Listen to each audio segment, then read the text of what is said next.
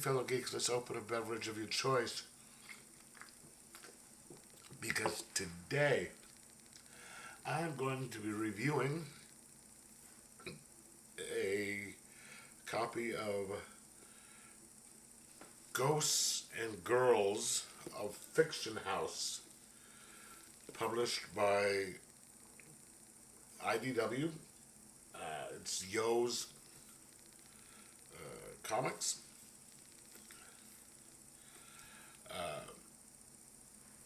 Another one of these wonderfully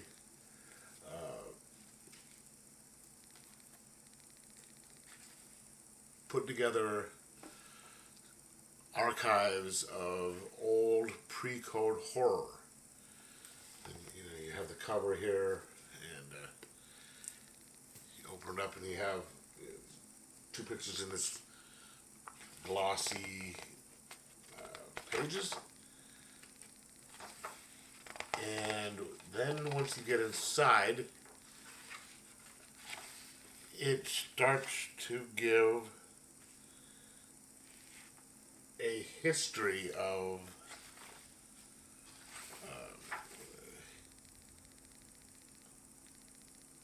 the Fiction House magazines.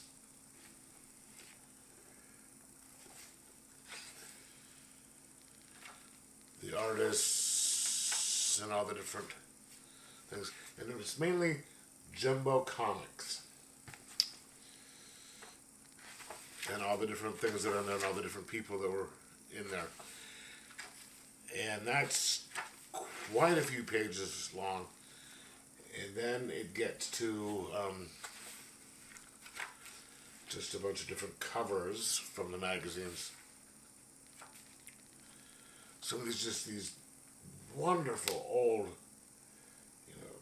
covers that, you know from, these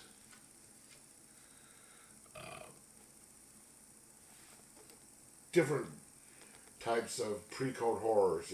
These are reminiscent of like the Tales from the Crypt type of covers and all that. Just these wonderfully kind of gory,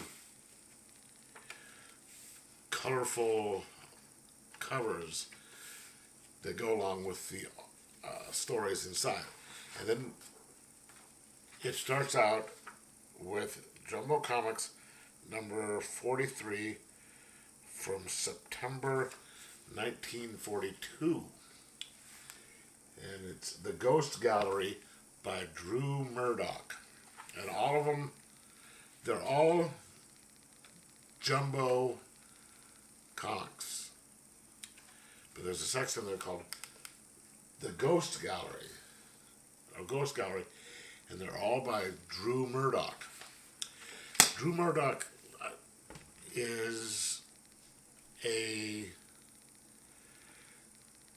it's like they're being written by the character in the story. Drew Murdoch is an investigator who is an expert in ghosts.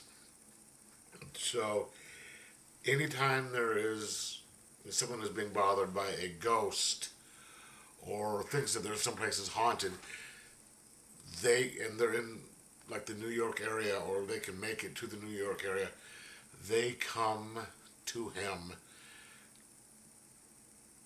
to see if he can help. And it's usually tries to come up with some sort of a plausible explanation as to why it's not a ghost, or what can be happening instead of it being a ghost. And they're all actually ghosts.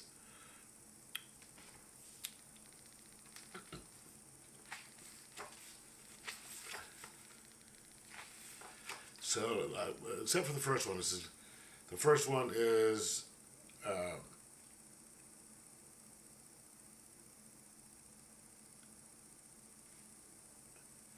in actually Eastern Europe, where it is a werewolf and this girl is being bothered by thinks she's being chased by a werewolf or bothered by a werewolf, and so she gets a hold of Drew Murdoch, and he comes to help out and figures it out.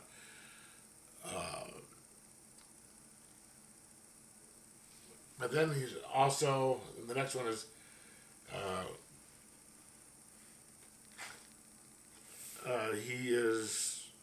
he's a ghost specialist, the ghost specialist, and he had contacted by the chief of police, who happens to be a friend of his, to help a girl who's being threatened by ghosts and trying to get killed. And so he investigates and helps out. And so this goes all the way from September 1942 to November of 1944. It involves everything from an heiress who, a woman whose father is presumed dead. Her father comes back, sneaks back to his ancestral home.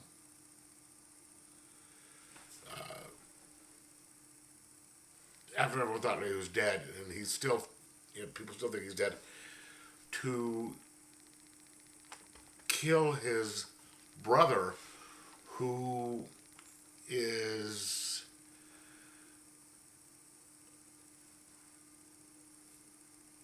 taking all his daughter's money for this character's, this man's daughter's money. This is the uncle doing this, and he's coming back, and he kills the man, and because he's stealing all his nieces, the man who snuck back the man's daughter, his money, and was going to marry her off to someone, and then he finds out that he didn't have to murder him because there was going to be about 4 or 5 other people who tried to kill the guy, and then his daughter gets charged for killing her uncle because she didn't do it, even though she was planning on it. And so just these wonderful different stories, but they're all around a central character of Drew Murdoch investigating either crimes where there might be a ghost involved, or one of them is an Egyptian curse dealing with Cleopatra. And it's actually nice to see, because if you take a look at Tales from the Crypt, stuff like that, you have the Crypt Keeper and Vault of Horror. I think it's the Old Witch. Those are the central character. All they do is introduce things. But in this one,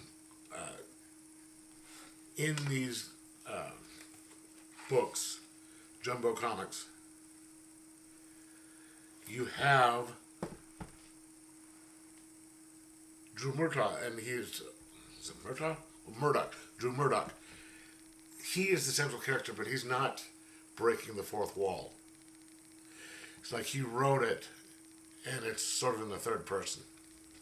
So he is the central character throughout all the different stories. And